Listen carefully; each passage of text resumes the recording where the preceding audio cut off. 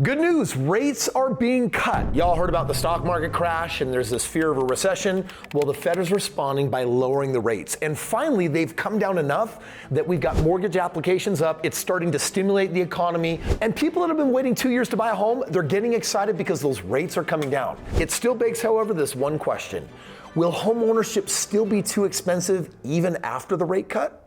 We've been spoiled for over a decade with really low interest rates. Do you remember the housing crisis and the stock market crisis of 2008? When that bubble burst and we stepped into the Great Recession, the economy got slaughtered. And the Fed only knew how to do one thing to try to stimulate the economy: lower the rates as much as possible. But you see, the problem was we had too much inventory. Literally, the prices of homes kept going higher and higher and higher, and everybody became an investor. Everyone literally wanted to do what was called a spec build, which means I bought a house for me to live in and the house has gone up in value. You know what? I should talk to a builder and buy one of those other houses and put up the money for them to do that one, because I'll keep one, I'll sell the other, and I'll probably make $50,000. The only problem with that is that sophisticated investors like myself know the truth. A home is only worth what someone is willing to pay. And you have to have someone who wants to buy a home for it to be worth anything. So when we overbuilt the market and oversaturated it with too many houses till we run out of people that wanted houses, the market was going to crash. Year over year, the Fed kept those rates low, trying to stimulate any type of buying activity in the economy. And 5 years after the 2008 crisis started, prices started to come back. Why? Because for 5 years we didn't build anything, but human population kept increasing. This is the real estate supply and demand ratio. In other words, if we have people demanding real estate, then we need to build it and supply it. However, when the people aren't demanding it anymore, then we don't need to supply anymore. That was the 2008 crisis, and right now we're in an inverted crisis where we have so much demand and we just don't have enough supply.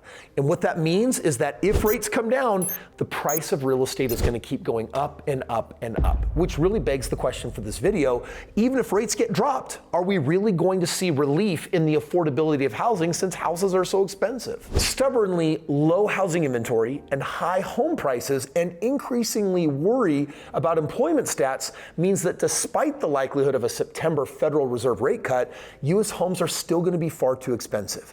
One rate cut will not be enough, and we are rumored that there could be 2 or 3 more before the end of the year. And the question is, what's really going to move the needle? We're going to explore that in the next couple minutes. Let's talk about the tipping point on mortgage rates. In other words, what do rates have to really drop to start seriously stimulating the economy to make these really high home prices worth it? Moody's Analytics with Nick Villa wrote the following: even with the first potential rate cut of this hiking cycle likely to occur in September, the federal funding rate would still be in restrictive territory, with additional cuts needed to help restore the housing market to a more balanced equilibrium. Or we need rates to drop more to really stimulate the economy. You see, a 25 to 50 basis point reduction on a 30-year fixed mortgage rate, it's not going to be enough to turn the tables so that renting becomes more expensive again. Roughly speaking, the 30-year fixed rate mortgage would need to drop below 5.25% for this to occur, based on the median home price of $416,000. Think about it this way. If I buy this house with a certain mortgage rate, it's going to cost me a certain amount, or if I'm just going to rent the house, it's going to cost me a different amount. And what we're saying is that when renting becomes more expensive than a low interest rate on buying the house, that's when all the renters leave and they say it's time to start buying something. And that is going to lead to a mass exodus of the price of real estate starting to shoot up again as well, because again, we're missing millions of homes. Think about it this way. Over the past 2 years, the Fed's rate hikes to curb inflation have driven mortgage rates sky high, peaking at 8.03%. Now, that was back in October 2023.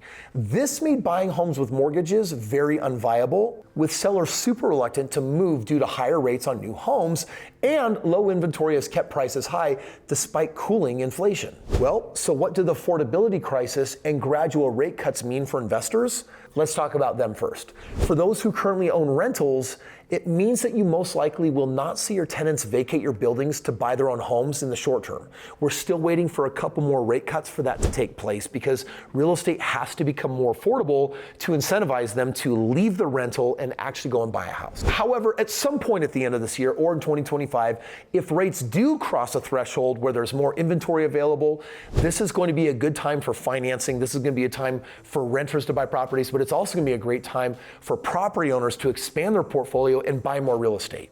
Here's the crazy part for me. Most investors have been on hold for the last 2 years because they've been waiting for rates to come down, but that's because their strategy is dependent on a certain mortgage rate. In my real estate strategy, I've been buying up as much real estate as I can for the last 2 years for a couple of reasons. Number one, an 8% rate versus a 5% rate, it only affects the cash flow on a property, but the cash flow only represents maybe 10% of all of the money that I'm actually gonna make on owning a property. So it's not been worthwhile enough for me to stop investing.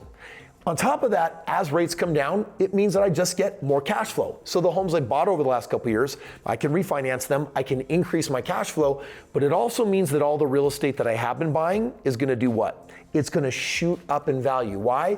Because we are missing millions of homes, and as rates come down, we're gonna see those prices skyrocket like we saw in 2020 and 2021.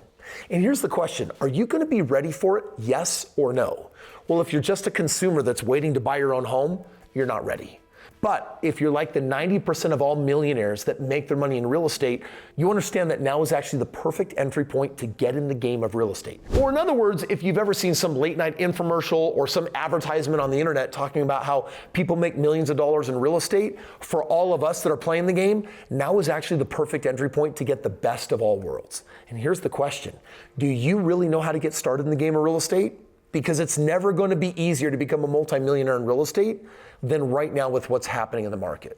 And if you'd like to understand how that could work for you, and I mean even if you've got lots of money or no money, good credit or bad credit, if you've always wanted to become a professional real estate investor on the side, click the link below and request a free game plan. As a multimillionaire, I'm going to step in your shoes and I'm going to share with you step by step exactly what I would do if I were you to become a multimillionaire all over again as quickly as possible. The cool thing is that this game plan costs you nothing, but is guaranteed to show you how to become wealthy in a relatively short period of time.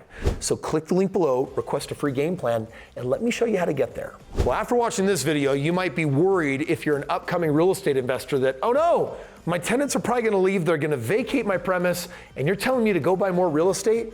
Well, here's the truth. You shouldn't just go and buy any old house. There's a secret niche that I like to focus on where I make the most money and where I always have a great demand for renters. And if you want to know what that secret niche is in the world of real estate, click right here, watch this video, let me show you.